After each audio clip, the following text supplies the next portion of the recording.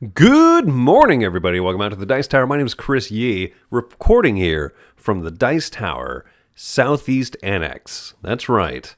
I'm here in my home. I think I'm alone now.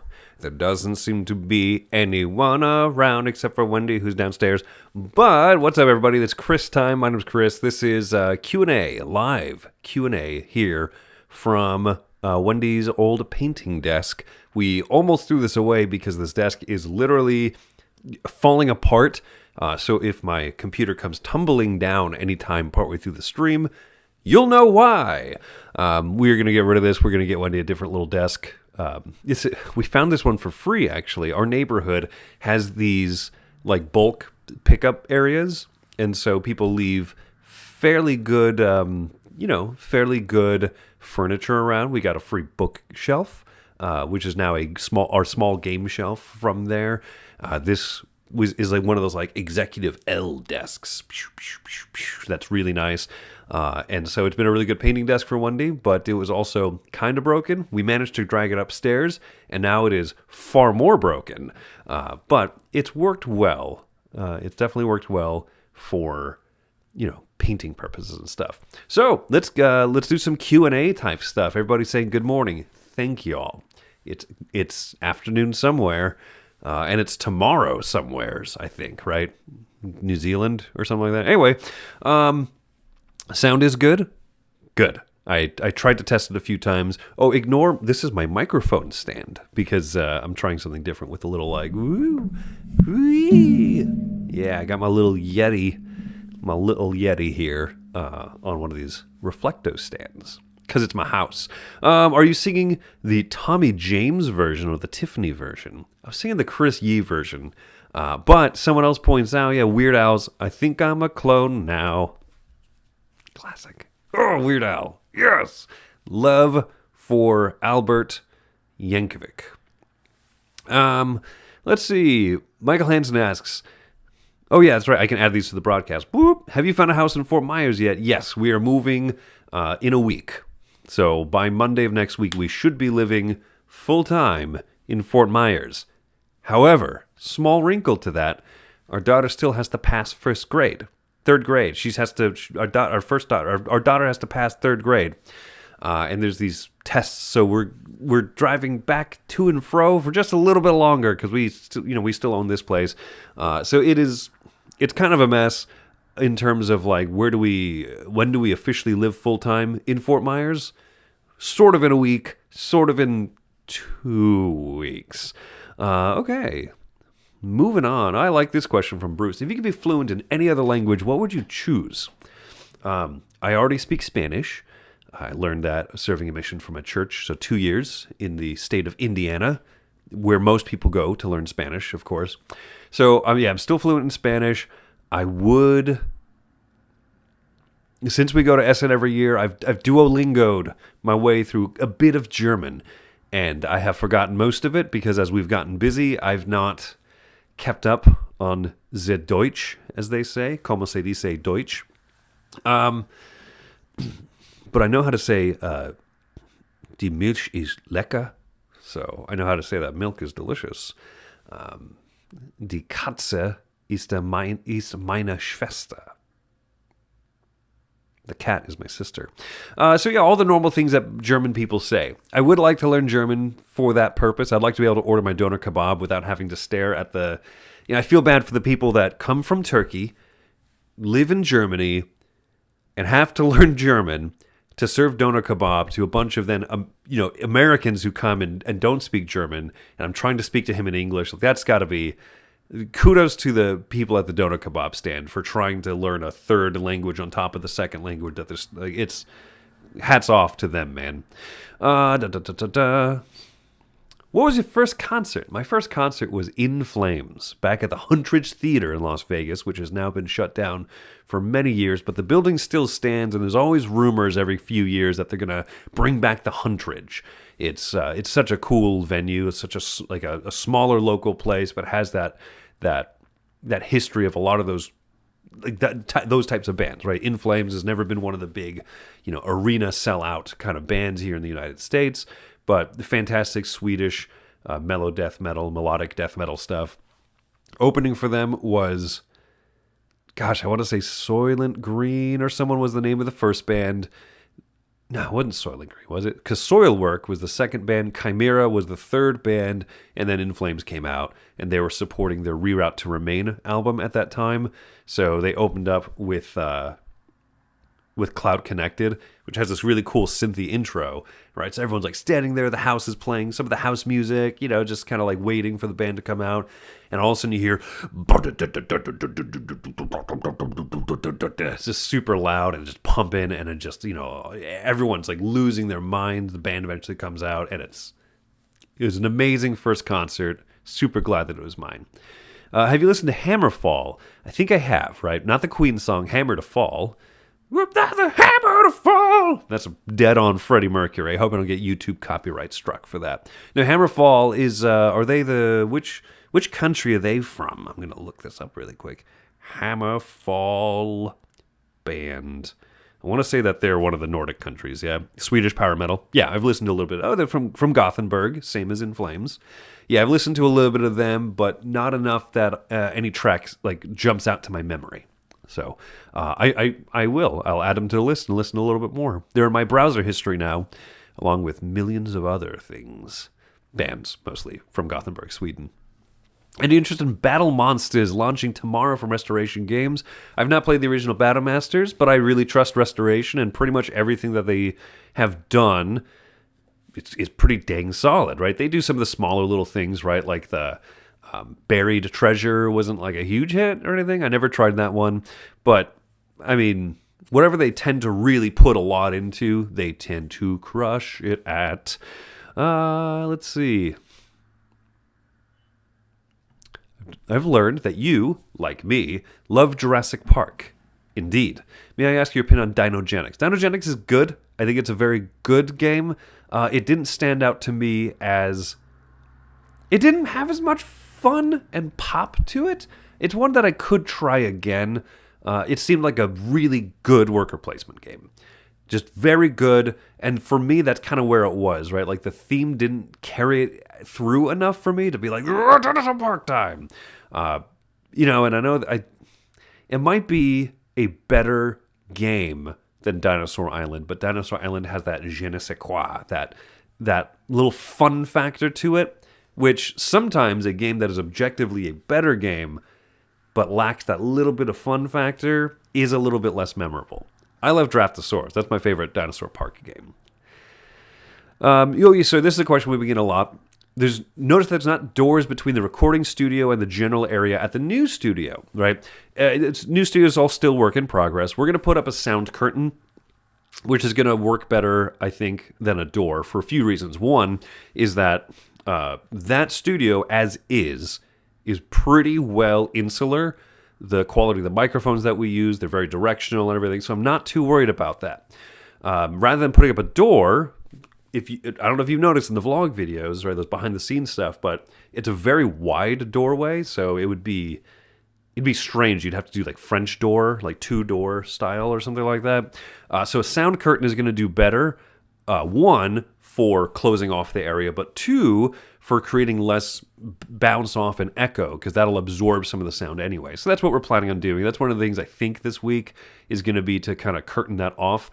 But we chose, partly by happenstance and partly by intentional genius, not to curtain off that area until we assembled the studio, for which I'm grateful, because then there wasn't a big curtain, a big heavy curtain in the way of everything. So,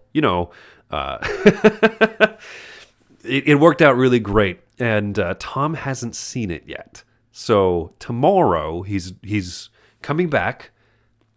He was at a convention, and you'll be seeing some cool footage. I think that he shot behind the scenes stuff, and he might have gotten some official footage. I'm not sure, of a convention he has been at, and is traveling back from today. Rolla Game in Mexico, I believe. So he'll have some videos from there, which is pretty cool. But he hasn't seen the studio yet, so fingers crossed that he likes what we did with the place while he was gone. Indiana, famously Spanish, yes. Let's see. Very important. In the new house, did you make sure to let Wendy pick the largest room for her paint studio? She did not choose that of her own accord, shockingly. She wanted the largest room to somehow have couches and a TV and our sound system and stuff. We're really excited, though. There should be a designated game room at our new place as you walk in the front door. So, yeah, very excited about that. Ooh, Chris time. What do you like best? Blood Rage, Inish, Cyclades, or Kemet? Or some people say it should be pronounced Kyclades. My favorite of these is Kemet, and it's by a country mile. I've never actually been very fond of Blood Rage. I've tried it multiple times, and it just has never really sung to me. Inish, I had the most fun play of it with Mike and Joey during the Spectacular. That was a fun game of it. Non-fun games of it can really drag out, unfortunately. I think it's one of those smart games that isn't super fun for me, but I respect it. No respect. Cyclades I've not played, but Mike seemed to have really touted that new edition, the Legendary edition, so yeah. I want to try that one very much, because Kemet is Kemet's my top 100. It's one of my favorite area control games. It's definitely, I think, my favorite game of that ilk, particularly. I consider it a little bit different from Last Light, because Last Light is a little bit more tech-driven and stuff, but and the Nexus Ops is a little bit more just kind of straight up dudes on a map, skirmishy kind of thing. But Kemet's great.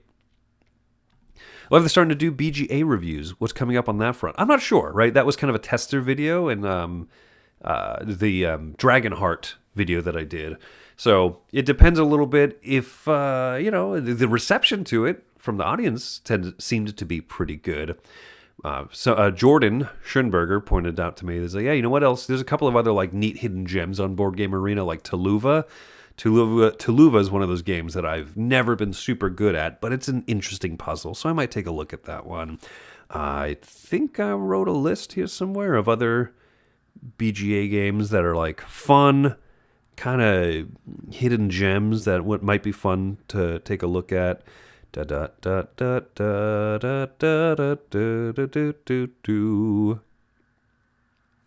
think I have it written somewhere, but for the sake of keeping this moving, I'm going to put this down in 5 seconds unless I find it. Let's go to the next question. Will there be game overviews recorded in the new studio? Yeah, so the plan is we're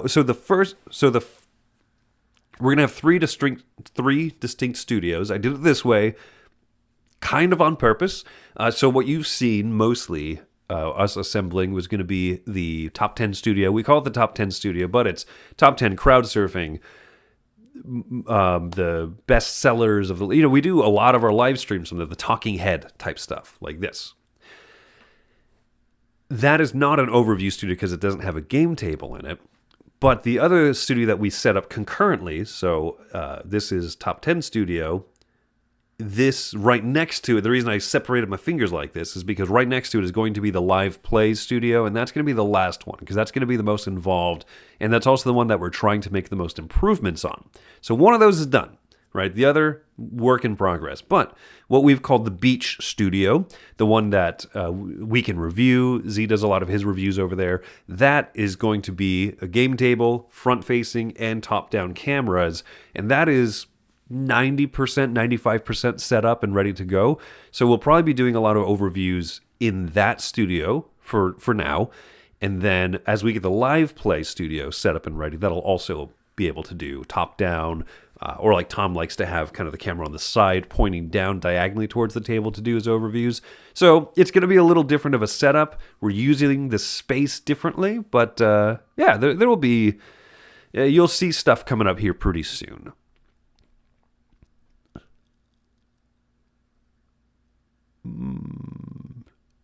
Okay. Michael used to read German in school decades ago. Oh, yeah, but he understood. Die Katze ist meine Schwester. What high school did you graduate from? That was Durango High School in Las Vegas, Nevada. I shan't say too much more for fear of security questions, sonny boy. No, Durango High School. I don't know if you're familiar with the Vegas Valley, southwest part of town. Hey, Silas, fellow Soilwork fan. Yeah, they put on a heck of a live show. Very good. Let's see. Have you listened to Glory Hammer? No, I've not. I have not. Song, yeah, if they've got song titles like Keeper of the Celestial Flame of Abernathy, and, how can you go wrong? I gotta agree. Ooh, yes. Just played Toy Battle yesterday. Did you play it on Board Game Arena, or did you play it in person? Because I have played it 30 some odd times on Board Game Arena, and I'm very excited about having a physical copy. I saw, so most of my games have been against Jordan, the aforementioned Jordan. Hey, that guy. And I think he and I have had a pretty much a perpetual grudge match going. So I'm at like over 30 plays. And I'm really enjoying Toy Battle. Playing on all the different maps is super cool. And so, yeah, I'd like to play it in person. Actually touch the components. I hear it comes with like the wood like Scrabble holders, like the tile holders. So I'm excited to see that. Yee. Dun. Let's see. Bruce, you dirty dog, you. Beaded curtains provide a professional element to any workspace. Yes, they do. Ooh, being a young man. Wait, am I a young man or are you a young man, Sean? Being a young man, have you found the joy of AC/DC? Took son at 8 to his first concert, seeing them in Tampa, first night of the Big Game Bash. The night of the first night of... Wait, Sean, I'm sorry, your sentence is confusing me, right? For neither you nor I are young men. I apologize to have to break this to you. But no, AC/DC is phenomenal. I've never seen them live in person, but I've watched multiple of their concert DVDs. And I did a lot more of that growing up than I do these days. Watching concert DVDs. Led Zeppelin song remains the same. The multiple AC/DC, Ozzy live in Budokan, Rock in Rio, Queen live in Wembley. Oh, I kind of miss doing that. Let's see. I don't know when the Innovation Ultimate, I don't know when reviews really are coming fully back online. We've been keeping a steady flow of content going up on the channel, of which we're very proud because it's been a lot of work. In front of scenes and behind of scenes, but we've kept stuff going. But there might be a point at which we take a little bit more of a breather. Let's see. You can hear phone conversation in Tom's office from the beach studio. Yeah, well, that's also some of the soundproofing and paneling and stuff that we're working on is making sure that, what happens in one place stays in that place. Oh, I hate that I just almost used the Vegas slogan. Anyway, yeah, we shouldn't hear too many of Tom's phone conversations, nor do we want to, honestly. My favorite of the four, the big four thrash metal bands. Let's see. Ooh, Testament. Should Testament have been included? That's a neat question, right? Because most people say, hey, the big four are the big four. My order of preference, I should listen to more Anthrax than I have. I've listened to some of their stuff. I've listened to some of the stuff on their own. I've listened to some of the stuff with Public Enemy, which I think is super cool. But Metallica is definitely my favorite of the four. When asked what is my favorite band of all time, it's Metallica. Megadeth is up there.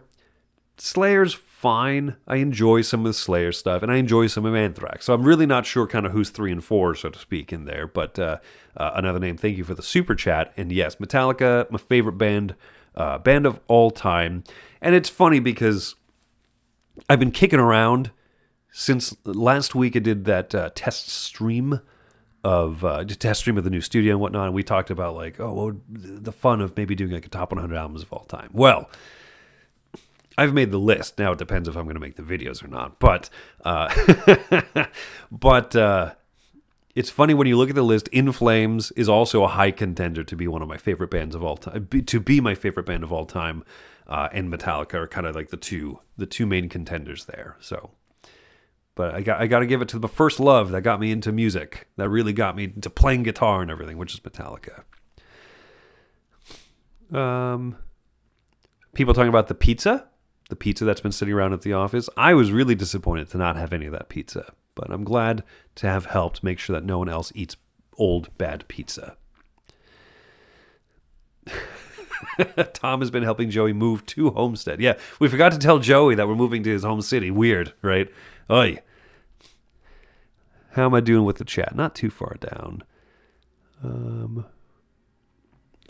Are there going to be, basically, is there going to be more people's opinions on the new Cyclades? Z, I mean, I know Z really likes the original Cyclades. I'm sure that he's excited to touch the new Legendary Edition. It's just one of those funny things, right? Some games come in at awkward times, right? They were at a convention. They were, Z and Milla were traveling to a convention 2 weeks ago as we were doing a lot of the bulk of the move and tearing down the old studio. Tom has been gone this week. Things aren't fully operational at the new studio yet. I'll be driving up there actually this evening.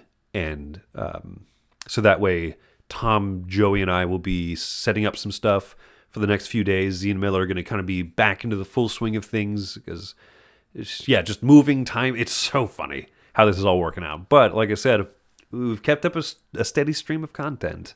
And of course, big shout out to Mike DeLisio for holding down the fort over at the Midwest Annex. I mean, he's been doing tons of great stuff. So that's why, maybe Z will like throw some thoughts into like a rapid fire roundup or something like that on the new Cyclades, or maybe this will be the new Vagrant song where 4 different people are going to review. He's like, no, I want my turn. We'll see, right? We'll see. Casper, yes, got a new house already. Things are set, looking good to move in this week. At the end of this week, start of next week. Watching anything good lately? So finished season 2 of Severance, and because we still had it at Apple TV for a month, we finally started Mr. Tedrick Lasso. I've heard things about Ted Lasso for so long, and now that the show is finally for sure done, and that the 3 seasons on Apple TV are it, and that's it, I can finally start watching the show. So we start watching the show. How great is Ted Lasso? Oh, there's a season 4. It's not a fucking... No, I'm curious because season 3 wrapped up things really well on Ted Lasso. So I don't know, we'll see if they do a season 4 or not, or what ends up happening there. But no, I watched Ted Lasso, and then we started Andor last night. No, 2 nights ago. We watched the first 2 episodes, and then last night we watched the 3rd one. I was just too tired. I couldn't make it through all 3, but oh my goodness. Andor season 2 is shaping up to be extremely good, just like I thought season 1 was. If you haven't watched Andor, it's the best Star Wars to come out in a long time. I liked Ahsoka. I did not care for Acolyte. I stopped watching Acolyte like 5 episodes in after like the best episode. Everyone's like, this is where it really turned around. I thought it was one of the worst episodes, actually. So I just couldn't get through the Acolyte. It just wasn't interesting. What else has come out from Star Wars lately? The trilogy of movies I thought were uneven, fun. I like it because it's Star Wars. But no, I mean, Andor and Rogue One are just great. They're just like a neat side view of Star Wars that I love. So yeah, absolutely. That's what I've kind of been watching lately. I'm curious to see what the chat's going to be kind of shifting to in about 5 minutes when I make it down there. Have y'all watched Andor? What do you think of it? If I were to recommend one epic Euro game, what would it be? I think one of the most epic Euro games is A Feast for Odin, and I'm hesitant to recommend it to everybody because it's a lot to learn, a lot to take in and stuff, but it's organized so well that there's a plethora of options, there's a ton going on. I think that's kind of like the biggest in terms of epic that way.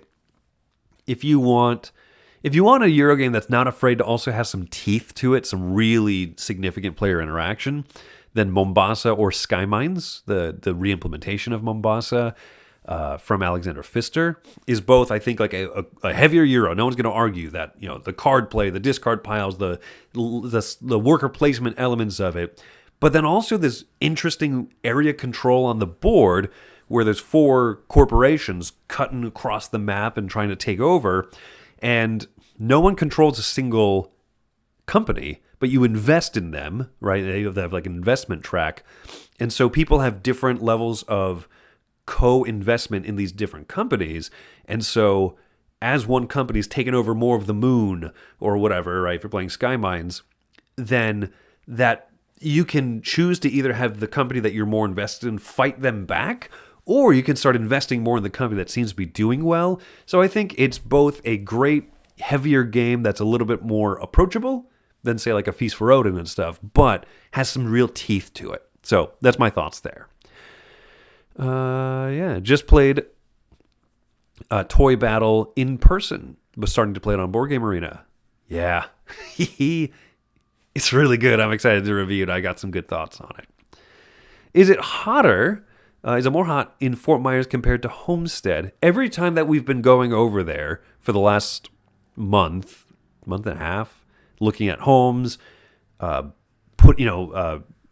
the bid down on the home, moving the studio. Every time that we've gone over there for the last like 2 months or whatever it is, the weather's always been really nice those days. And I have to remind myself it's going to get hot and mucky and sticky and icky. But as of right now, the weather's been really good. We've also been having a very temperate April down here in Homestead, too. It's gotten hot a few days, but it's pretty good. So, yeah, it's going to get awful in July, August, and I'm just not going to go outside, and you can't make me.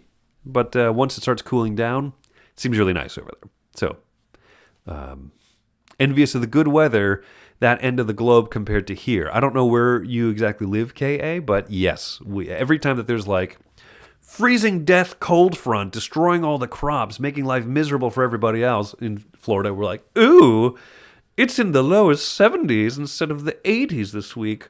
Splendid. I feel bad for the rest of the country. Let's see. Like those videos when you went over to that convention in England. It would be cool if you guys visited board game cons all over the world. GothCon in Gothenburg, Sweden? Ooh. I mean, if you want to put my name on like the special guest list, if you want to talk to those organizers, no, in genuineness, it would be amazing. Tom could make a full-time profession out of traveling to every convention that invites him out there to. There's so many conventions. Like, there's so many amazing places out in the world that, one, we would love to go to meet the people and to eat your food. But we also have a home base, and our base of operations is making content, board game reviews, top 10 lists, etc., which makes all of the travel and all the conventions that we host and we go to possible. And if we were to switch to gears too much, it would, in a lot of ways, be a betrayal of what the Dice Tower core is about. And that could be a decision that's made one day in the future. But I don't know. It'd be interesting. I mean, Tom really could, at this point, make a full-time career of just traveling around the world and going to all these amazing conventions, being a guest of honor, giving panels, whatever it may be. And the rest of us hold down the fort. But he doesn't really want to do that. Tom's a boots-on-the-ground kind of a guy. He wants to be slicing open the boxes for unboxing videos. He wants to be doing overviews of the games and everything. So, it's a... but I would love to come to GothCon. So just put in a good word and give me free travel and free room and board and free food, and then Tom won't have any arguments against it. I'm joking. Dice Tower Metal Band. Who's in the lineup? Like, does it have to be members of the Dice Tower? Because if not, then I want just all the guys from like Dream Theater and Sabaton and Metallica in the band. So now, I've played guitar for 20 years. How old am I now? Yeah, 20 years. I'm more rusty. I'm less like spry and agile as I used to be, which makes me a little bit sad. But Mike's also been picking up guitar lessons. So yeah, I've been picking up guitar lately. So great on him. I support anyone who at any point says like, I'm going to pick up a guitar. Heck yes. Pick up any instrument. Buy a drum set. Go wild. Play some dang rock and roll, Let's see. I know Greg, one of the guys who comes to the retreat, has offered, play drums. Justin, actually, you know what? Justin, who does some of the website management and stuff, he plays drums in a thrash band based out of California. So I'd love to jam with him. That'd be really fun sometime. Yeah, not too sure how else. Oh, what? I saw the Halo Effect open for Amon Amarth last summer. Oh, that would be a show I would absolutely go to. Amon Amarth also up there in one of my favorite bands of all time. Just so Viking-y. So Viking. One of my biggest regrets is the fact that the MCU never took a chance and used any of Amon Amarth's music for any of the Thor movies, right? I mean, I love what Taika Shinzawa is the trick-taking designer. Taika Waititi is the director. I love that he used Immigrant Song in Thor Ragnarok. I'm just disappointed just a little bit that they never went full bore and used Amon Amarth's like Guardians of Asgard. If you've ever heard Guardians of Asgard, just imagine that being played to a battle going on in Thor. Put it in Love and Thunder, make a cut of that or something like that. Listen to Guardians of Asgard. I really like the Halo effect. I think they have a new album coming out soon. Oh, I need to drink some water. I think they have a new album coming out or just dropped or something like that. I've really enjoyed their first album, and I'm excited to see what else they've got going on. Chance to watch any of the Coachella stuff? No, I haven't seen any of it, actually. Any standouts? Any recommendation to what I should go watch? Are you optimistic about the Golden Knights Cup chances? Well, we won it, 2 years ago? And so I haven't been following too close. I've just been so busy. Something's got to give. And so I have not been following too much. But, I do know that they're having a pretty good season, I think. I don't know. I'd be curious. I'm curious to see, actually, what's their standing right now. I haven't, like I said, looked into this in a little bit. I'm going to leave this tab open, though, with Hammerfall. Golden Knights. Standings? I don't know. I think that's the sports word. Doing pretty good in the Pacific Division here. Yeah. Okay. No, that looks good. They've got a good point spread. Point spread, I don't know if that's what you call it in sports. I'm so dumb with sports, guys. I'm so dumb. But yeah, no, I mean, Golden Knights have a good season. Always like to see it. Talk about the Vegas Golden Knights, the hockey team. Did the Dice Tower consider other locations besides Fort Myers? Yeah, I know that Tom considered. Tom had a lot going on in his mind. He considered Orlando area. Dice Tower East and the Retreat are hosted up there. Other parts of Florida. I mean, further than Florida, you start running into a couple of different issues, right? Tom has very publicly said Florida is a very good state to run your business in. It just is. Other states that are business, very business friendly, like Texas and stuff, that's a big ask to move that far. Part of the reason that we chose still kind of close to here is because several of us still have certain connections to the area, Tom included. So, to the Miami Homestead area. And so we're only a few hours away, right? We're talking about coming back and visiting some of our church friends in a few months. And the temple, the LDS temple, is out here in Fort Lauderdale area, and that's still the closest one to Fort Myers. There's also one in Orlando, and I think there's one being built in Tampa.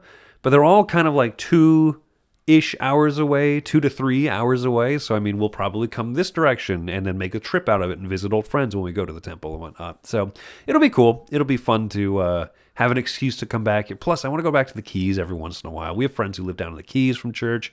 Yeah. So anyway, Fort Myers worked for a lot of reasons, and it just, and none of us are complaining. There's a lot of good, a lot of optimism about the move. Who on the crew enjoys negotiation games? Have they tried John Company? Tom, Joey are probably the ones who like negotiation games the most. Mike as well. But him and me both really enjoyed Zuvaris, and Zuvaris is my favorite negotiation game. But I think that those other three guys like negotiation games more than me. I don't know exactly how Z stands on them, and I know that Wendy and Camilla hate negotiation in games. I think Tom has played the first edition of John Company, and he was just not ready for that experience. Someone was like, "Hey, you want to play this game with us?" Kind of undersold it, and then partway through, Tom was like, "This is a whirligig game." So I don't know if any of them had a really good experience with it. I don't know if Mike's played this one or not. I know Mike is a big fan, right? He likes PAX Premier Second. He likes a lot of Cole Worley stuff. So I would be curious to try it, but conditions would have to be right. Anthrax does have a song about Judge Dredd. Too many bands miss a song about Judge Dredd. That is true. No, I never had the jeans vests and the metal band patches. Never quite did that. I had a lot of just band t-shirts, metal band t-shirts, and concert tour shirts and stuff. That was my big thing throughout high school, college, and whatnot. And most of those have just kind of gotten holes in them and torn apart and faded. And not even faded. I would wear a faded shirt of a band, especially a band I saw on tour, but just too holy shirts, unfortunately. So no, I haven't been able to replace most of my shirt. My shirts kind of went from like metal band t-shirts and stuff to more nerdy things, Batman and comics and Mario Kart and nerdy stuff. And now most of my shirts have turned into Dice Tower shirts. We get so many shirts from conventions and whatnot, and then like Milla put together originally those ones, the black shirts that have the emblem with like all the different little dice characters on them and stuff, and it looks so good. And yeah, she's got a good eye for that stuff. Some of those shirts that Brian has made over on the merch store. Shout out to the merch store. Go to the link tree below in the video description. You can go to the Dice Tower merch store and buy some cool stuff there. So, I mean, I own a lot of Dice Tower shirts at this point. And so I almost feel like I don't have a need to buy any new shirts. I'm wearing one of the convention shirts right now. Anyway, did you put greatest hits albums in your top 100? I did not. Right? Because I like albums. I like listening to albums as pieces of art. You know, as track 1 through track 13 or whatever, all the way through. Hidden tracks at the end. You got Pepperidge Farm remembers hidden tracks. So, no, I didn't do greatest hits. And there would be some up there. Billy Joel greatest hits, phenomenal. Yeah. Yeah, it'd be too easy that way. And there were some bands that I love a lot of their stuff. I've seen them live. I watched listened to a lot of their live stuff. I didn't include live albums either. Yeah, it's tough, right? You got to kind of make the call at some point. So I just didn't, and it works better, I think, that way overall. Favorite nerd band, the Cybertronic Spree is great. Yeah, their cover of the Immigrant Song is super good. They're the band that dress up like Transformers. Fun, super fun. Okay, nerd bands or nerd musicians. I really like. Okay, Sabaton. They're like, they're basically like if Iron Maiden took all their history songs and ramped up the nerdiness, but they're really good power metal at the same time. There's a couple of YouTube musicians that I really like. Bill McClintock is actually, he's kind of, I don't know what you call him, he's kind of a remixer. He takes different songs and then mashes them together, and he doesn't use AI. He does it more naturally.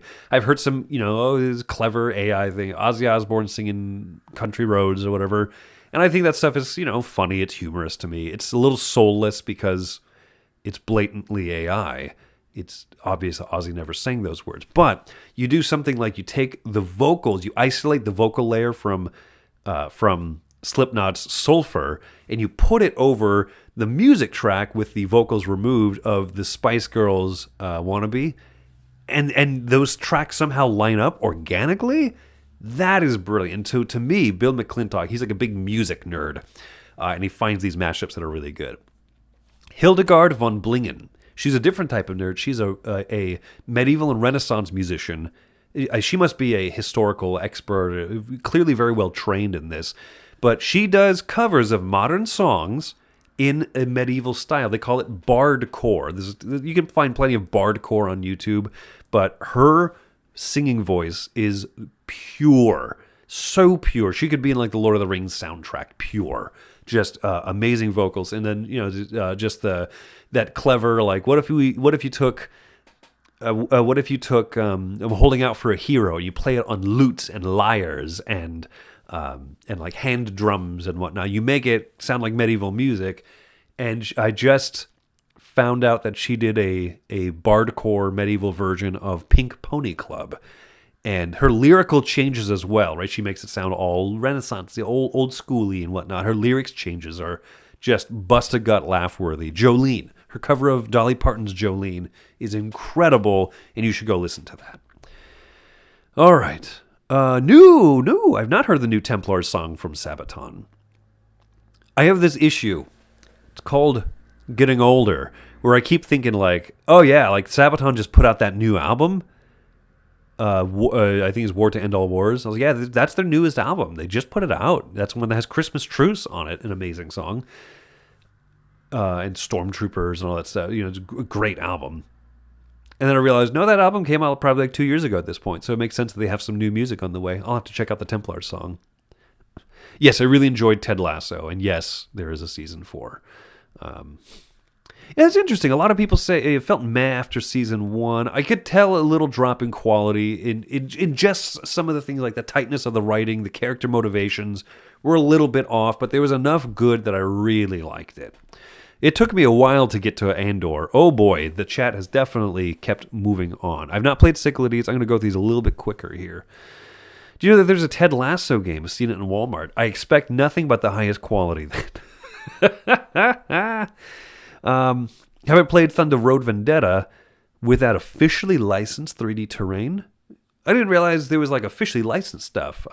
Jet, I think it is. I think I played with his like over-the-top printed stuff. Joey has a bunch of over-the-top printed stuff. That stuff never really impresses me that much because I'm just not big on that. But it is pretty dang fun with Thunder Road. Crashing into a mountain and just like throwing someone into it. I've not played the new Metal Gear Solid. I'm very interested in the boss battling missions. I'm not as interested in the sneaky one. The sneaky missions. Sneaking around stealth is so much fun. I want to give it a try. I'm hesitant on it, and we have such a backlog of games right now. Let's see.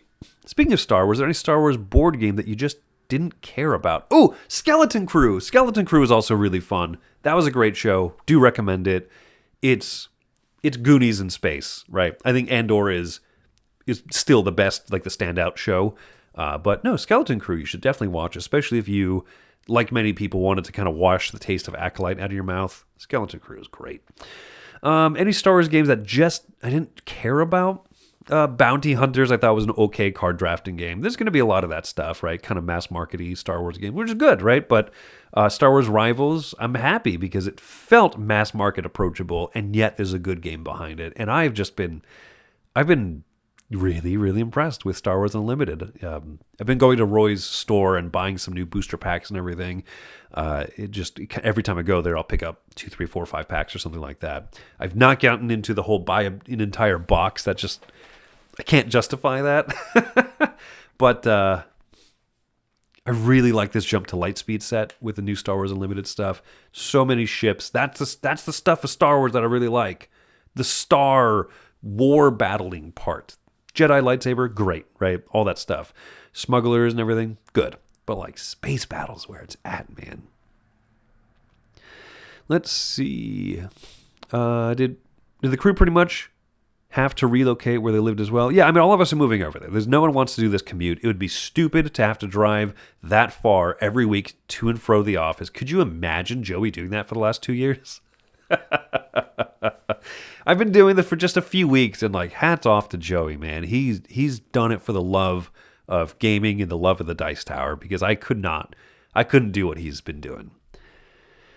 Gonna start a streaming channel just for board gaming. Any tips? I don't know, man. Be yourself, have fun, and just, there's more value to what you're gonna do than the numbers. The numbers are gonna be slow for a long time, right? But the numbers will grow little by little. And you'll be like, oh my gosh, 35 viewers. That's amazing. And then like after a few months, you're going to be like, oh man, most of my videos have been getting like 190 viewers or like 1,000 viewers. And this video only got like, 80. And when you sit there, when you like those number comparison is going to be the thief of joy.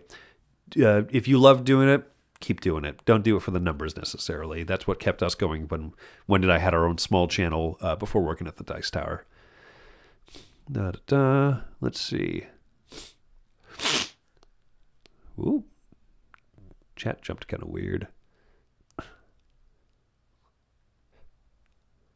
Bum. I saw Amon Amarth right before the Scout against it, so they'll probably not be on the soundtrack anytime soon. Oh, okay. I didn't know that they had a feud with, the Marvel Comics Thor stuff. But, I mean, also, if Marvel came at them with a big cash bag full of money and said, we'd like to license Guardians of Asgard. I don't know. I mean, I know that. Anyway, yeah, that's fine. Maybe it'll never happen. Have you listened to Wardruna? I have not. I'm going to add that to the list of my GWiz file over here. Wardruna. Musical group. Norwegian music group formed in 2003 by Einar Selvik, along with Gal and Lindy Feigela. That's cool. Okay. Wardruna. Norwegian. Okay. Yeah, there's a lot of great bands from Norway. I think Finn Troll is from up there too. Oh, yeah. Oh, so much good music. So little time. Is the Dice Tower ever going to expand to food trucks? Wait. Yeah. Oh, okay. No. You mean like actually running a food truck? No, I don't think you want us to. I'm just going to go out on a limb and say that, right? There's some good cooks at the Dice Tower. But I think we'd be pretty grumpy. Your day in the truck today, Chris. No, I don't want to grill the onions. Oy. Let's see here.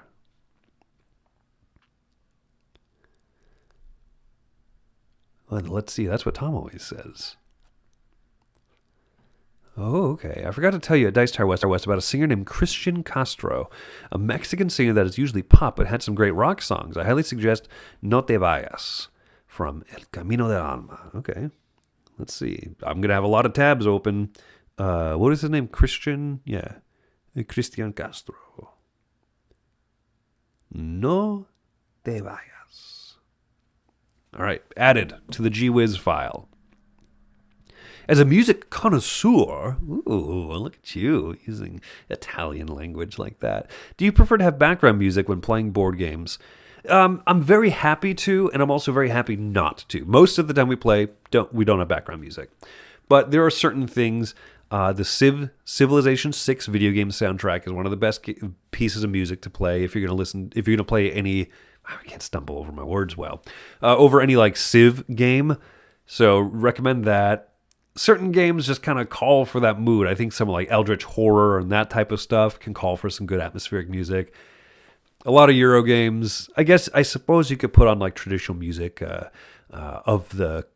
whatever the setting is of the game you're playing. Put on a little bit of Fado music when playing like House of Fado and whatnot. Stuff like that's a nice touch, right? I like that type of stuff. But I'm also most of the time playing without music. I know Tom is going to Origins. I don't... oh, okay. I might have known that, and I might have forgotten. Anyone else going with him? We don't know. Origins and other stuff is like such a far-flung thought from right now. Whoo! How do you decide who plays games for reviews? It's just kind of... if you're interested in a game, pick it up and play it. We don't have like a particular system or anything like that, but we try to be inclusive and make sure everyone who is interested has time to play it and stuff. So we try to put it in the schedule a little bit ahead of time and say like, hey, like next week or a week after, I'm thinking about doing whatever game, right? Obviously, over the last month or 2 months, it's been far more erratic and weird than that. Let's see. Many of you won't believe me, but I saw a photo of Iggy Pop fully clothed. Age will do something to a man, I'll tell you what. Ooh, best live albums were the MTV Unplugged series. Yeah, those were pretty... there's a lot of good ones that came out of that. Oh, man. What's my guilty pleasure game? I don't know. Like, I like what I like, maybe one of the new Star Wars games I was just talking about, Star Wars Rivals, is like such a goofy Funko Poppy-esque game or whatever, but I really like it. Star Wars Unlimited. I've never sunk money into a CCG before or anything, but I also probably wouldn't be doing it, like spending as much money if I wasn't going to Roy's shop and like consistently having money to give him and getting something neat in return. But I don't know. I like Star Wars Unlimited a lot. Yeah, I don't know. Not too many guilty pleasures. Do you listen to classical music? Yes. I've done lots of YouTube classical quizzes lately, and they tell me I need to learn more. Maurice Ravel is one of my favorite classical composers. He's in that 20th century, kind of hybridizes a lot of modern, when I say modern, I do mean 20th century music trends. Some of his stuff has a bit of jazz influence to him.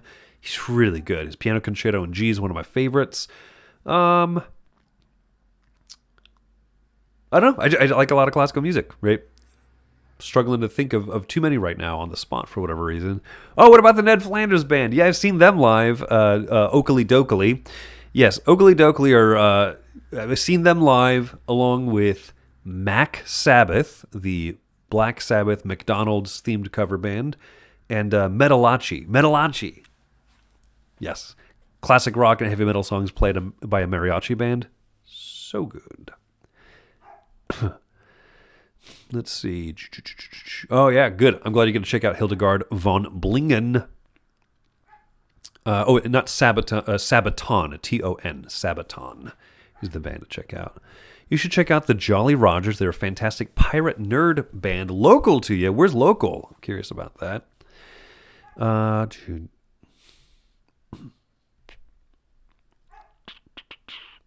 I played Mike Heller's copy with all the painted upgrades and stuff of Thunder Road. Yeah, that's what, I'm sorry. I think I've seen Jet Riker, I think is his name. But I don't think I've played on his. Avatar series, Aang or Korra. I mean, I love the original. I tried getting through Legend of Korra, and we just kind of stopped. We watched it like a few months after... is Sabatum... Okay, sorry, I'm going to finish this up. We tried watching a few months after we finished Avatar, and I think that it just... Maybe it was just too much all at once, or maybe just, different quality and different characteristics. We just never finished Korra. So anyway, Sabatum... Tum, tum, tum, tum. Is that what the joke is? I like that. Okay, I'm gonna have to check out if it's a bardcore version of Sabaton stuff. That would be amazing. All right, Hildegard von Blingen. When was Hildegard von Bingen? Bingen, I think Bingen. When was she around? Is that her dates? Von Bingen. She was German. Yeah. So yeah, she lived 1098 to 1179. One of the few female composers from that time period and for much of a time period to actually be famous. Hildegard von Bingen. But Hildegard von Blingen, modern YouTuber. I think she's from Canada. Beautiful voice. Fantastic stuff. So... No, I've not actually watched much Mystery Science Theater or riff tracks or anything like that. They always seem like fun. And now that I'm going to live close to Joey, and I know Joey has a penchant for that type of stuff, I imagine we're going to get phone calls at random points of the night. Be like, come over. We're going to riff tracks this movie. Okay, I'll do it. Let's see. The Sounds of Beige. What is that? Is that my Simon and Garfunkel Eurogame album? How hard is it to balance a good work-life balance? Coming from a former accountant, very hard, but I hated it at that point. So with the Dice Tower, it is interesting. We bring games home. We play games at home for work. We seldom play them in the office, right? We try to take a little bit of time every once in a while, but most of the games we're playing are going to be outside of work hours. So what we've been doing here in Homestead is like Tuesday nights, I drive up to Cool Stuff. That's the local game store we have, basically. And I, Tom, myself, Joey, a few people from the office, on and off. Like, I go up there almost every week. Some people go up almost every week. Some people come up every few weeks and stuff. Do a lot of gaming up there. Play games at home. Sometimes invite coworkers over, play games in our homes, or stick around the office late after work or something on one of those Tuesday nights. When did I play a lot of games just on our own, right? And we've been playing games with our daughter more and more as she's been getting older. So, taking time, though, to make sure not to just be focused on work. And some of that is just mental stuff, right? Preparing board game breakfast, right? We're aiming for the first board game breakfast reappearance to be in May.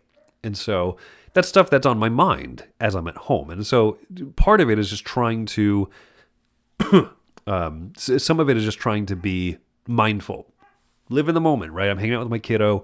I don't need to be thinking about, okay, well, breakfast. Have I got all the contributor segments lined up? Have I equalized the volumes yet?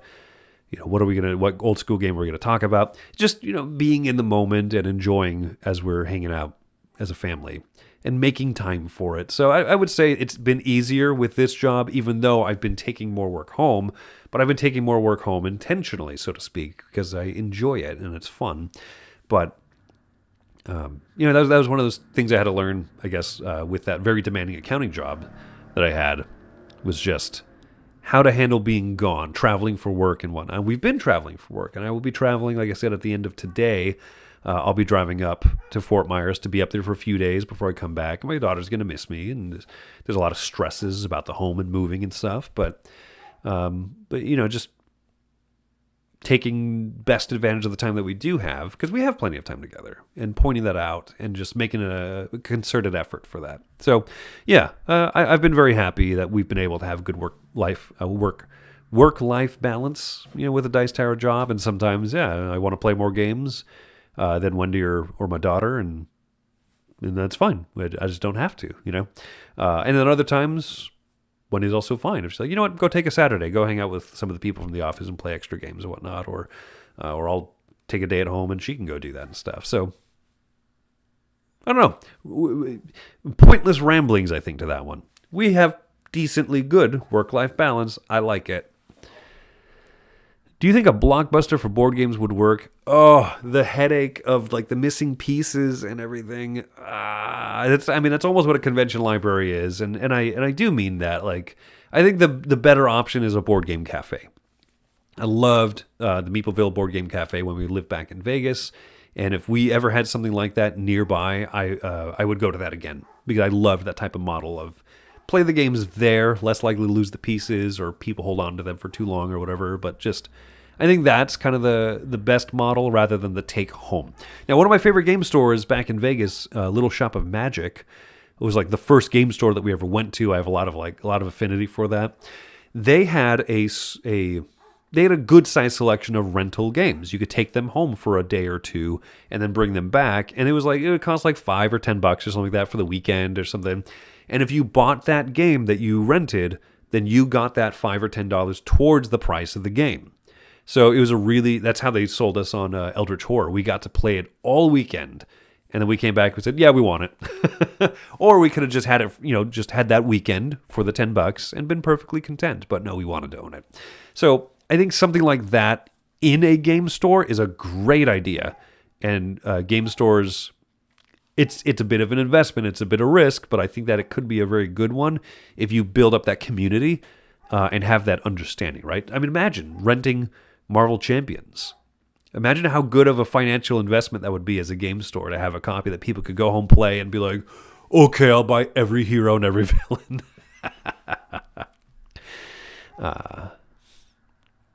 Okay, that clarifies what Sabatum is. It's an album from Rondellis, Black Sabbath in Latin. Yeah, that's cool. Okay, I'll have to check them out. Let's see, we're getting close here on time, but favorite concert that I've attended. As I said, Metallica is probably my favorite band, and so I would be remiss if I did not say 2004's, I don't remember what they called the tour, but yeah, the 2004 tour was Metallica, and opening up for them was Godsmack. I thought Godsmack was a phenomenal live band, and they did such a great set. Sully went over there. They had 2 drum sets set up, and so they did a fun drum duel and everything. They were a great opening band. And then Metallica coming out, and it was in the Thomas and Mack Arena in Vegas by UNLV. And so it was a performance in the round. Metallica likes to perform in the round, and that's really fun energy as they're like going all around the stage. There's crowd on all sides of them. That's great. It was such a good one. Trans-Siberian Orchestra also puts on a heck of a show. If you want a really Christmas feels kind of a thing, go watch them in December. Megadeth puts on a great show. Yeah, and also that In Flames one. Like I said, seeing several of my favorite bands live. That's been it. That's what I'm all about. I want to see. Yeah, ones I still need to see. I still need to see Iron Maiden live. I still need to see Ghost and Amon Amarth live. Those are kind of the big three. I think that I'd like to go next on. We need to make a Discord thread Q&A. After Q&As, music recommendations for us. Go for it. Throw it in the off-topic one or something like that. Or maybe we'll make a music chat or whatever, right? But I'd be happy to chat music a lot. I'd be very happy to. Being a past accountant, am I the Dice Towers accountant? Absolutely not. That was one of my requirements when Tom was saying, "Hey, do you have any other skills that are applicable?" I said, "I've got a music background. I've got this, that, and the other. I will not do your taxes." I did not touch tax work at all. I was a systems accountant, information systems and security, SOX IFRS, not SOX IFRS, SOX compliance and everything, Sarbanes-Oxley Act. So that was the type of stuff that I did, and I was like, look, I just please don't ever make me do taxes. You don't want that. Let's see. Yeah, interesting stuff. Let's see. Ooh. We tend to stop by Level Up Games when we pass through Duluth, Georgia. Highly suggest stop by a place called Meeple Madness or Gigabytes Cafe. Okay, I've heard it. I think I've heard of Gigabytes. People talk about that one. I haven't heard of Meeple Madness. That one goes on the Gee Whiz file of stuff I'll look up. Do I play pinball? Not particularly. I mean, I like pinball, right? But I know Tom and Joey, I think, are the ones who are big pinball aficionados. It's an awesome pinball place where you're moving in Florida. The Dice Tower crew should check it out. Nice. Yeah, we often go to the Pinball Hall of Fame in Vegas when we're there for West. So, yeah. Shoot us a recommendation of the name of that place there. Or put it in the comments. Because I'm about to end the live stream here. So if you put it in the comments, we'll be able to see it. Let me know what that... Oh, Pinball Asylum. There it is. There it is, folks. Permanently memorialized forever on the internet. Pinball Asylum. Yeah, we'll have to check that out. That's great. Oh, do you hear the dogs barking? Yeah. Great. Yeah, there's some dogs outside there. Like I said, the joys of recording from home and not in a nice studio or whatever. Love to look at the new studio. That's awesome. Yeah. This isn't it, but, it's coming along well. I guess I'll be up there at the end of the night, and then we'll be doing some stuff tomorrow from the studio, too. Let's see. Yeah, I'm having fun. I'm having fun chatting with y'all. Let's see. Do you like any board games that feel like accounting or tax prep? I genuinely mean this when I say very few. Like I call some games spreadsheet the board game, but very little is like what I ever had to do and ever had to deal with. Financial management games, economic games and stuff are a far cry from like SOX compliance systems accounting work that I was doing. I have not pulled any queries from a SQL database. I have not had to check password requirements and whatnot. I've not. Oh my gosh, I don't particularly miss it. I do like the logic behind like journal entry accounting and whatnot, the financial side of it and stuff. But even then, like very few board games delve anywhere as dorky and nerdy into that stuff as even like the most economic-y of the economic games that I play. Ooh, Ghost in Tampa in July. That's a lot closer to where we're going to be living by July. Ooh, what part of July? Not Dice Tower West not Dice Tower East part of July, is it? It's okay. I can go a few minutes over. I got to look this up here. No te vayas. See, I still got that pulled up. Ghost, Tampa, Florida. Tickets. What is this year's Don't Llama Dice game that's so simple and you can bring in your pocket? I've been carrying around Wonder Bowling everywhere. I wish that Wonder Bowling, like some of those Itten games, would get wider distribution from Japan. But man, I've been bringing that everywhere with me. I love Wonder Bowling. This year, as in like a more modern game, I don't know yet. Yeah, I'm interested to see what some of the small things are going to be. Yeah, road trip up to Tampa. Yeah, come on. When is Ghost playing in Tampa? July 12th. Saturday, July 12th. Is that the Saturday of Dice Tower West? Tom, I need the day off. Wait, when is Dice Tower West? I keep saying West, East. No, it's the Saturday after Dice Tower East. Road trip to Tampa? Ooh. All right, folks, I'm going to call that good here now that I've got my hopes and dreams about seeing one of the big three bands I've got left. Please do me a favor and let me know if Amon Amarth and Iron Maiden are on tour together again, traveling, one of them opening for the other, because the fact that I missed that concert, one of the biggest disappointments of my lifetime. So, yeah. Well, thank you guys. Thank you, everyone, for hanging out with me, asking questions about music and the state of the studio and everything. I don't know if we have any more behind-the-scenes vlogs, those types of things of like the studio coming together. Maybe for the live play studio, but we're at a point here where we're close to getting things up and running normal here fairly soon. So with that in mind, there might be some live stuff starting tomorrow over at the new studio. Tom will be back, so you'll get to enjoy seeing Tom's face again and hearing his voice.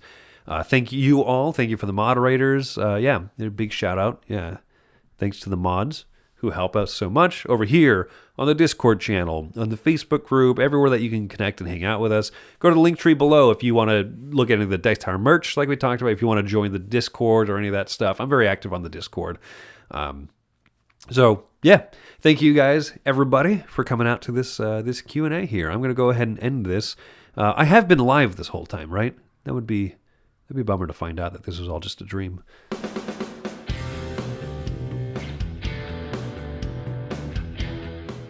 Hey everybody, thanks for watching another video from the Dice Tower. Hey, you want to learn more about us, communicate with us? We have a Facebook group, we have a Discord channel, lots of different ways to get involved with the Dice Tower. You can find that in our Linktree link below. So just click that, it will take you and you can communicate with us on Facebook, join our Facebook groups. There's lots of cool things that you can find and become part of the Dice Tower.